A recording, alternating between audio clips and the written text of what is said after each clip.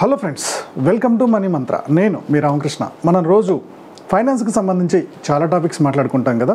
ఈరోజు ఒక ముఖ్యమైన టాపిక్ తోటి మీ ముందుకు వచ్చాను. మన సబ్స్క్రైబర్ చాలామంది ఒక విషయం ఏమడుగుతున్నారంటే, టర్మ్ ఇన్సూరెన్స్లో ఇన్వెస్ట్ చేసే బదులు మ్యూచువల్ ఫండ్లో ఇన్వెస్ట్ చేయొచ్చు కదా, ఇంకా మంచి రిటర్న్స్ వస్తాయి కదా అని కొంతమంది అంటున్నారు. ఇంకొంతమంది ఏమో మ్యూచువల్ ఫండ్స్లో ఇన్వెస్ట్ చేస్తే సడన్గా ఏదైనా ప్రాబ్లం అయితే అది మెచ్యూరిటీ ఎవరికి టైం పడుతుంది కదా, టర్మ్ ఇన్సూరెన్సే బెటర్ అని చెప్పి కొంతమంది అంటున్నారు.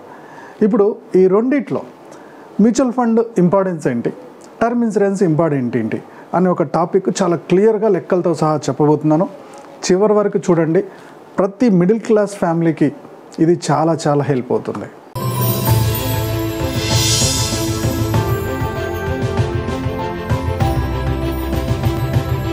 ఇక సబ్జెక్ట్లోకి వస్తే, టర్మ్ ఇన్సూరెన్స్, మ్యూచువల్ ఫండ్ రెండిట్లో ఏది ఇంపార్టెంట్? ఫస్ట్ టర్మ్ ఇన్సూరెన్స్కి వద్దాం. టర్మ్ ఇన్సూరెన్స్ దేనికోసం? ఒక వ్యక్తి ఇంట్లో సంపాదిస్తున్న వ్యక్తికి సడన్గా ఏమన్నా అయితే ఆ ఇన్సూరెన్స్ డబ్బులు ఆ ఫ్యామిలీకి వస్తాయి. సో ఆ వ్యక్తి సంపాదిస్తున్నప్పుడు ఇంట్లో ఏం అవసరాలు ఉంటాయి? సో రూమ్ రెంట్ కట్టడము, పిల్లల ఫీజు కట్టడము, లేకపోతే ఇంకో ఇన్వెస్ట్మెంటో ఎంటర్టైన్మెంటో అన్నీ కూడా ఆ శాలరీ మీద డిపెండ్ అయి ఉంటాయి. సడన్గా ఆ సంపాదిస్తున్న వ్యక్తి చనిపోయినప్పుడు ఆ ఇన్కమ్ ఆగిపోతుంది. ఇలాంటి పరిస్థితి రాకుండా, ఆ ఫ్యామిలీ ఫైనాన్షియల్గా రోడ్డు మీదకి రాకుండా, అతను చనిపోయినా సరే అతను సేవ్ చేసిన అమౌంట్, ఇన్సూరెన్స్ అమౌంట్ నెల నెల ఒక శాలరీ లాగా వీళ్ళకి వచ్చేదాన్ని టర్మ్ ఇన్సూరెన్స్ అంటాం. దీనివల్ల ఏమవుతుంది, అతను ఉన్నప్పుడు ఎలా అయితే శాలరీ వచ్చిందో సేమ్ శాలరీ ఇప్పుడు వస్తుంది. దాంతో పిల్లల చదువు నడుస్తుంది, రూమ్ రెంట్ నడుస్తుంది, ఖర్చులు నడుస్తాయి, అన్నీ బరాబర్ వెళ్ళిపోతాయి. పిల్లలు చదువు ఆగిపోదు, రోడ్డు మీదకి రారు. దీనికోసమే టర్మ్ ఇన్సూరెన్స్ చాలా ఇంపార్టెంట్ అని అనుకుంటాం, అంతే కదా. టర్మ్ ఇన్సూరెన్స్ రకాలు. ఒకటి, మనం కట్టిన అమౌంట్కి ఏమీ రిటర్న్ రాదు, బట్ ఏమన్నా అయితే డబ్బులు వస్తాయి. ఇంకొక అమౌంట్, మనం కట్టిన అమౌంట్ యాజ్ ఇట్ ఈస్గా వెనక్కి తీసుకోవడం. ఈ రెండు ఆప్షన్స్ ఉంటాయి. టర్మ్ ఇన్సూరెన్స్ అనేది కార్ ఇన్సూరెన్స్ లాగా ప్లాన్ చేసుకోవాలి. సో ఒక పర్సన్ ఏజ్ 30 years ఉంది, తను టర్మ్ ఇన్సూరెన్స్ ప్లాన్ చేశాడు. తనకు 50 వచ్చే వరకు టర్మ్ ఇన్సూరెన్స్, అంటే ఒక పర్టికులర్ 20 years ఆ లోపు పిల్లలు పెద్దగా అయిపోతారు, వాళ్ళు చదువులు అయిపోతాయి, అంతవరకే నాకు ఇన్సూరెన్స్ చాలనుకున్నాడు. సో టర్మ్ ఇన్సూరెన్స్ ప్లాన్ చేశాడు. ఇతనికి ₹1,00,00,000 టర్మ్ ఇన్సూరెన్స్ అనుకుందాం, 1 crకి టర్మ్ ఇన్సూరెన్స్. ఓకే, ఇతను శాలరీని బట్టి వస్తుంది, బట్ నేను మాట వరుసగా చెప్తున్నా. ఒక ₹1,00,00,000 టర్మ్ ఇన్సూరెన్స్ ప్లాన్ చేశాడు.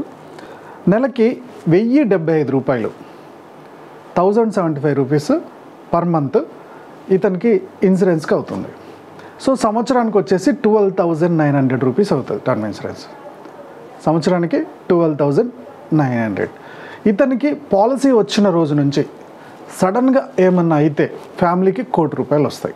జస్ట్ అతను స్టార్ట్ చేశాడు, 1 monthలోనే పాలసీ వచ్చింది అనుకుందాం. పాలసీ వచ్చిన తెల్లారి నుంచి సడన్గా ఇతనికి ఏమన్నా అయితే ఈ ఫ్యామిలీకి ₹1,00,00,000 వస్తాయి. సో ఇక్కడ నో మనీ బ్యాక్ పాలసీ ఏం లేదు.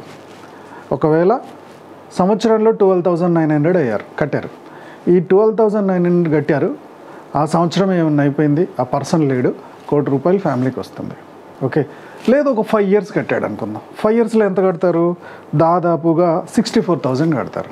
64,000 సడన్గా ఏమన్నా అయితే ₹1,00,00,000 వస్తాయి. లేదా ఒక 10 years కట్టాడు అనుకుందాం. 10 years ఎంత? 1,30,000 కట్టాడు. సడన్గా ఏమన్నా అయితే ₹1,00,00,000 అవుతాయి, లేదంటే 1,30,000 పోతాయి. లేదు 20 years అండి. 20 years ఎంత కడతారు? 2,58,000, సరే 2,60,000 కట్టారు అనుకుందాం. సడన్గా ఏమన్నా అయితే ₹1,00,00,000 వస్తాయి, లేదంటే 2,50,000. 20 సంవత్సరాల వ్యవధిలో 2,58,000 పెద్ద అమౌంట్ కాదు, చిల్లరగా మనం చాలా ఖర్చు పెడతాం. దాంతో పోల్చుకుంటే ఇది బెటర్. తెగితే ఎంట్రుక తెగుద్ది, లేదా కొండ వస్తుంది. మనకేమన్నా అయితే అమౌంట్ వస్తుంది, లేదా ఈ 2,58,000 20 yearsది పోతుంది, అంతే. చాలా చిన్న అమౌంట్. ఇది టర్మ్ ఇన్సూరెన్స్.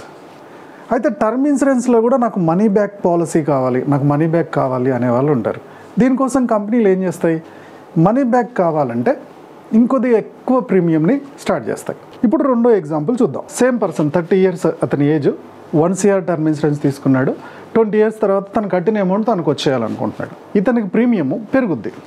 ఇందాక 1,075 అయింది కదా, ఇప్పుడు ప్రీమియం ₹2,548 అయింది.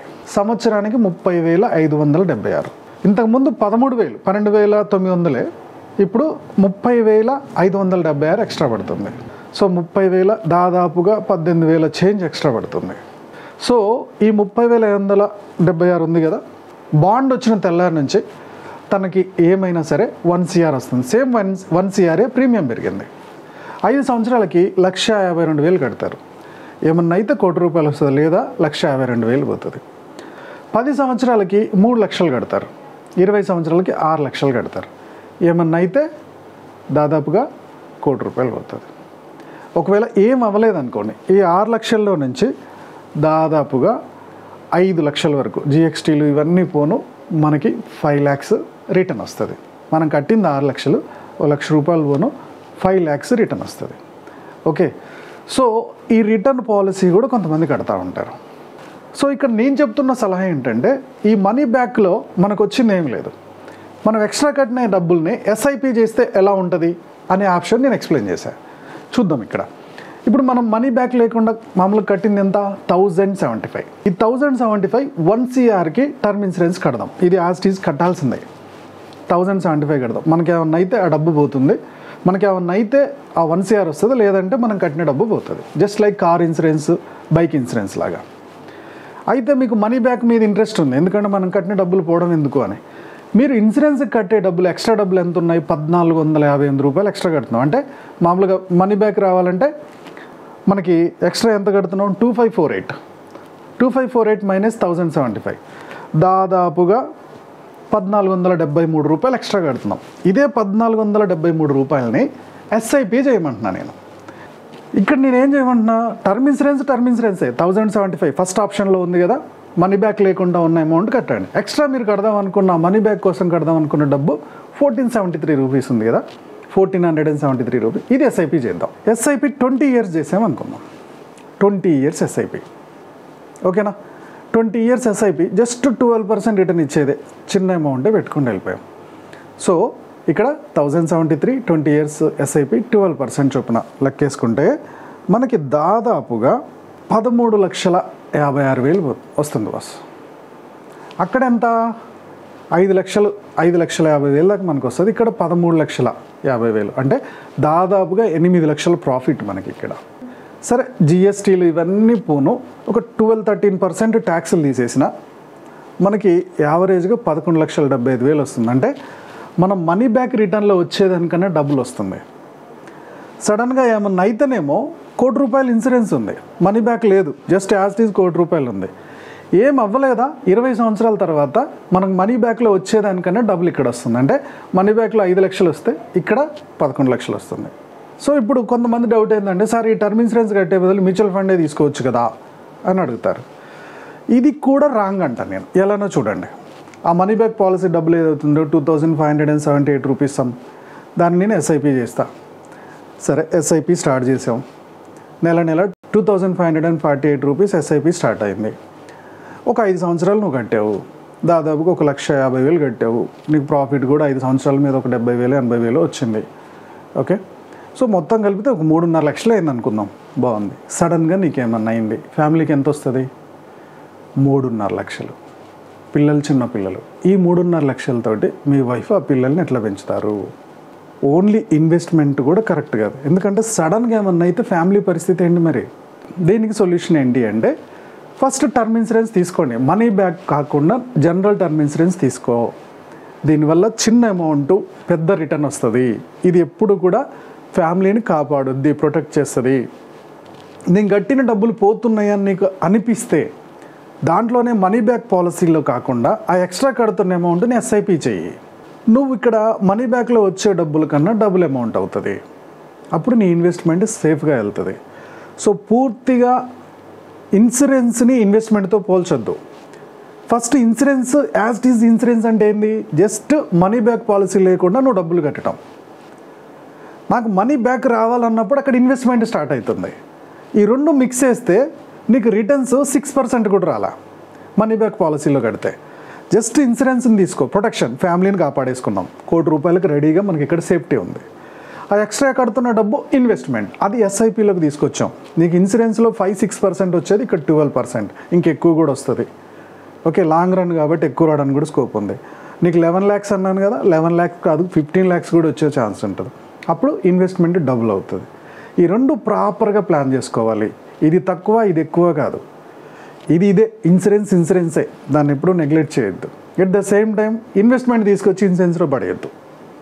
ఇన్వెస్ట్మెంట్ ఎస్ఐపీలనే చేసుకో, లేకపోతే ఇంకేరే ఆల్టర్నేట్ ఉందో చేసుకో. 12% ఎబో వచ్చే ఏదున్నా అందులో ప్లాన్ చేసుకో.